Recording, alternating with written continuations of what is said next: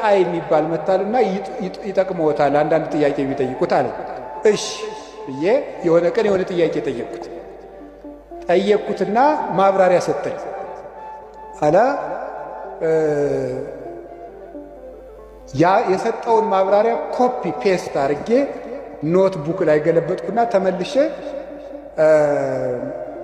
ፕሊዝ ዲፋይን ኢት ኢን ዲቴል አልኩት ብየዋለሁ። የለም የላይኛው ኖት ምኑን አይለኝም።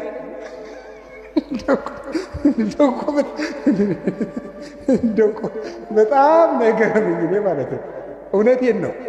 እግዚአብሔር በሚያውቀው ስልኬ ላይ አንስቼ አስቀምጨዋለሁ። እንደዚህ ያለውን ነገ ካገኘሁት አነብላችኋለሁ። በእንግሊዘኛ ምን እንዳለኝ ምኑን ቅድም የነገርኩህን አታስታውስም እንዲህ አልኩት እና ምን አለ ይመስላችሁ? እኔ ስሜት የለኝም፣ ሴንስ የለኝም፣ ኢሞሽን የለኝም፣ ሜሞሪ የለኝም፣ አላስታውስም። መረጃ አጠራቅሜ ማቅረብ ብቻ ነው ስራዬ ያለ።